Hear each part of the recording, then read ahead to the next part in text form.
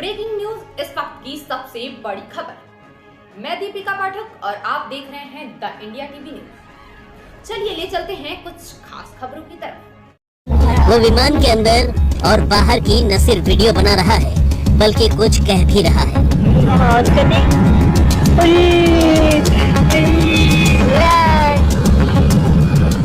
बहुत मुमकिन है कि वो इस वक्त अपने सोशल मीडिया के किसी अकाउंट पर लाइव है।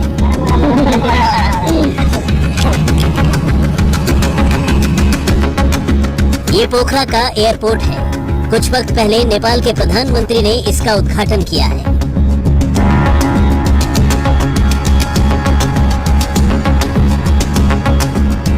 इस एयरपोर्ट के रनवे पर दो तरफ से प्लेन लैंड और टेक ऑफ करते हैं। यति एयरलाइंस के उस विमान को पूरब की तरफ से रनवे नंबर 30 पर लैंड करना था, मगर एटीसी की इजाजत के बावजूद पायलट ने ऐन वक्त पर पश्चिम की तरफ हवाई पट्टी नंबर 12 पर प्लेन को लैंड कराने की बात कही। यति एयरलाइंस की इस विमान की को पायलट अंजू थी, जबकि पायलट कैप्टन कमल केसी थे। कुछ ही वक्त बाद को पायलट अंजू कैप्टन बनने वाली थी।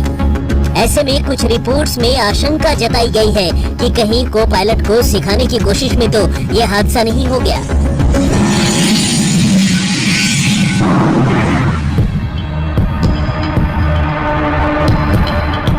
बहत्तर लोगों की जान लेने वाले यति एयरलाइंस के इस विमान हादसे की असली वजह क्या रही, ये तो एक्सपर्ट्स की जांच के बाद ही सामने आएगा। लेकिन शुरुआती जांच में जो इशारे मिल रहे हैं उससे तो यही लगता है कि इस विमान हादसे की वजह इनमें से कुछ भी हो सकती है।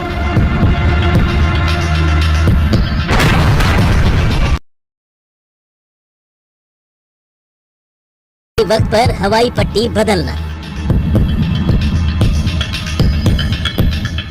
अब तक की जांच में ये बात साफ हो चुकी है कि हादसे का शिकार हुए हवाई जहाज ATR 72 के कैप्टन कमल केसी ने लैंडिंग से महज चंद सेकंड्स पहले यानी आखिरी वक्त पर हवाई पट्टी बदलने का फैसला किया था और इसके लिए एयर ट्रैफिक कंट्रोल यानी ATC से इजाजत भी मांगी थी।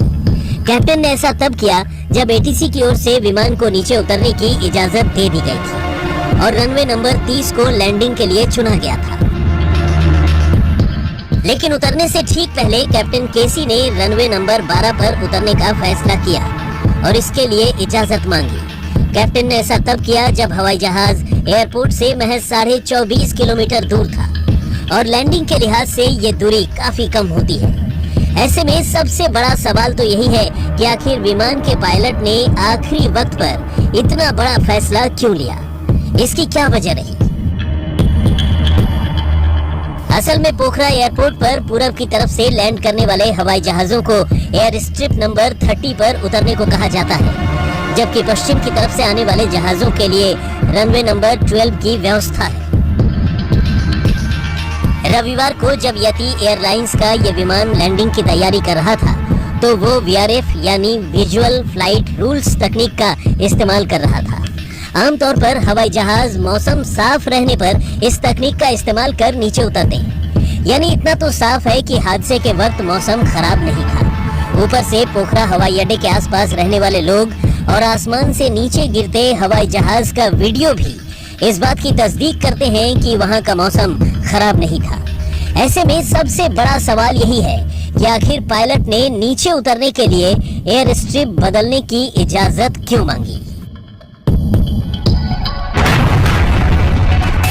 हादसे की संभावित वजह नंबर 2, क्या 5G बनी हादसे की वजह। नेपाल में हुए विमान हादसे की एक वजह 5G मोबाइल नेटवर्क को भी माना जा रहा है। ये कहा जाने लगा है कि स्मार्टफोन के इंटरनेट नेटवर्क की वजह से ATC को पायलट से संपर्क करने में दिक्कत होती है, जिससे विमान के टेक ऑफ और लैंडिंग के दौरान संवादहीनता के चलते असमंजस के हालात पैदा हो सकते हैं। ऊपर से मोबाइल इंटरनेट की वजह से ही जमीन से प्लेन की ऊंचाई का सटीक सिग्नल भी नहीं मिल पाता और यही वजह है कि अक्सर प्लेन्स को टेक ऑफ या लैंडिंग के दौरान विमान में बैठे मुसाफिरों से अपने अपने मोबाइल फोन को या तो स्विच ऑफ करने के लिए कहा जाता है या फिर मोबाइल को फ्लाइट मोड पर रखने की सलाह दी जाती है। लेकिन जैसा कि हादसे के दौरान की तस्वीरें सामने आई हैं, उसके मुताबिक विमान में बैठे कुछ मुसाफिरों के मोबाइल फोन ऑन थे और उनका इंटरनेट भी चालू था।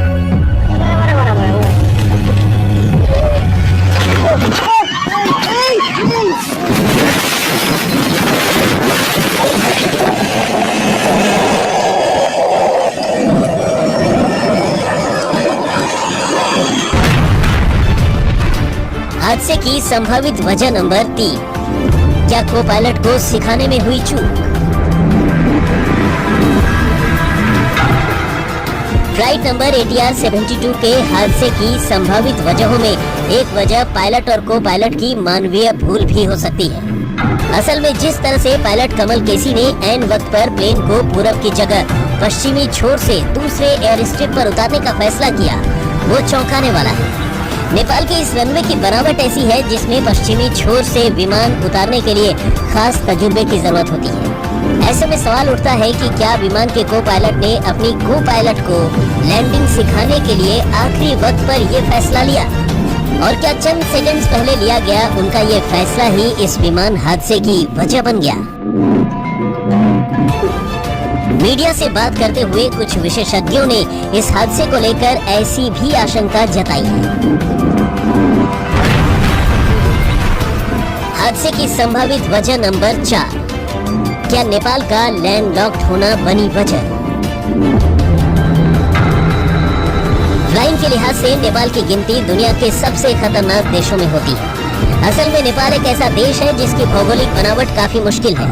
ऊंचे ऊंचे पहाड़, उनकी चोटियां, घाटियां और जंगल नेपाल की बनावट का हिस्सा है। कुछ इन्हीं वजहों से नेपाल को स्थल रुद्ध यानी लैंड लॉक्ड कंट्री के तौर पर गिना जाता है। दुनिया की सबसे ऊंची 8,848 मीटर की ऊंचाई वाली माउंट एवरेस्ट की चोटी भी नेपाल में ही है।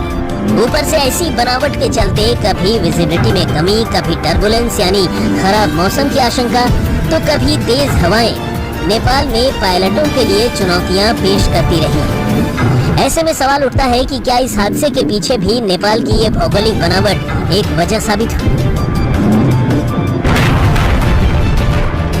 हादसे की संभावित वजह नंबर 5, तकनीकी खराबी, पायलट की थकान या कुछ और?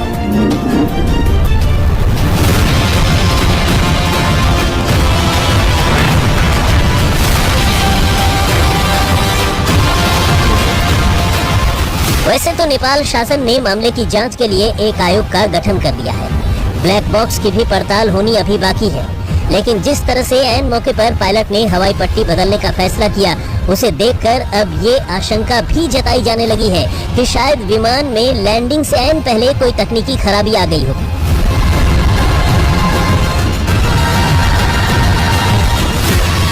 वैसे भी विमान नीचे गिरने से पहले जिस तरह अपनी बाईं ओर खतरनाक तरीके से झुक गया, विशेषज्ञों की माने तो वो भी विमान में आई तकनीकी खराबी की निशानी हो सकती है। नेपाल एयरपोर्ट से जुड़े कुछ सूत्रों ने मीडिया से बात करते हुए भी ये दावा किया है कि ATR 72 ने लैंडिंग से ठीक पहले जैसे ही अपने लैंडिंग गियर खोले, हवाई जहाज खुद को स्टॉल नहीं कर सका। यानी लैंडिंग गियर खुलते ही हवाई जहाज तेजी से नीचे आने लगा और अपनी ऊंचाई बरकरार नहीं रख सका, जबकि नीचे उतरने के लिए हवाई जहाज का धीरे धीरे नीचे आना जरूरी होता है।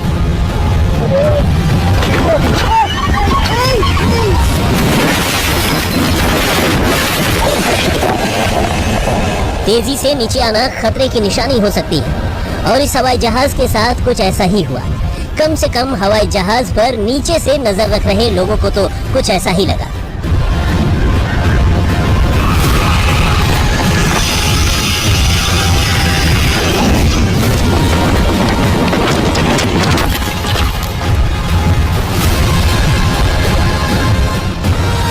लेकिन ये तो रही रविवार को नेपाल में हुए विमान हादसे की संभावित वजहों की बात। नेपाल में विमान उड़ाना और हवाई सफर करना खतरे से खाली नहीं है। नेपाल के हवाई इतिहास की बात करें तो यहाँ अब तक 104 विमान हादसे का शिकार हो चुके हैं। इनमें सबसे बड़ा हादसा 31 साल पहले हुआ था, जब एक प्लेन क्रैश में 167 लोगों की जान चली गई थी। पिछले 30 सालों में यहाँ 28 बड़े हवाई हादसे हो चुके हैं। अब आइए हाल के कुछ सालों में नेपाल में हुए बड़े हवाई हादसों पर एक निगाह डालते हैं। नेपाल में सबसे बड़ा विमान हादसा 1992 में हुआ था, जब पाकिस्तान एयरलाइंस का एक विमान काठमांडू एयरपोर्ट पर हादसे का शिकार हो गया था, जिसमें 167 लोगों की जान चली गई थी। 29 मई 2022 को नेपाल में तारा एयरलाइंस का एक विमान हादसे का शिकार हो गया था, जिसमें 4 भारतीयों समेत कुल 22 लोगों की जान चली गई थी। उड़ान भरने के बाद ये विमान रडार से बाहर चला गया, जिसके 6 घंटे बाद इसके हादसे का शिकार बनने की बात पता चली। 2019 में एयर डायनेस्टी कंपनी का एक हेलीकॉप्टर पहाड़ से टकरा गया, जिसमें नेपाल के पर्यटन मंत्री रविंद्र अधिकारी समेत 7 लोगों की मौत हो गई थी। इससे पहले 2018 में नेपाल में यूएस बांग्ला एयरलाइंस की फ्लाइट हादसे का शिकार बनी। 76 सीटों का ये प्लेन काठमांडू के त्रिभुवन एयरपोर्ट पर उतरते वक्त एक्सीडेंट का शिकार बन गया।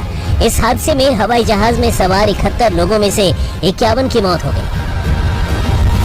2016 में तारा एयरलाइंस की एक और फ्लाइट हादसे का शिकार बनी। इस हादसे में 23 लोगों की मौत हो गई थी। हवाई जहाज नेपाल के मायागदी में गिरा था। नेपाल में साल दर साल ऐसे हादसे होते रहे हैं, और ऐसे में वहां की भौगोलिक बनावट के साथ साथ नेपाल के तकनीकी तौर पर पिछड़े होने, हवाई जहाज के रखरखाव में लापरवाही बरते जाने समेत और भी कई तरह की वजहें सामने आती रही हैं। ऐसे में अब इस नए हादसे ने नेपाल की हवाई सेवा पर एक और बड़ा सवाल खड़ा कर दिया है। जुड़े रहिए हमारी अगली न्यूज में, जहां जुर्म का पर्दाफाश रहेगा जारी, कभी भी कहीं भी। बेखौफ निडर निष्पक्ष पत्रकारिता का मार्ग।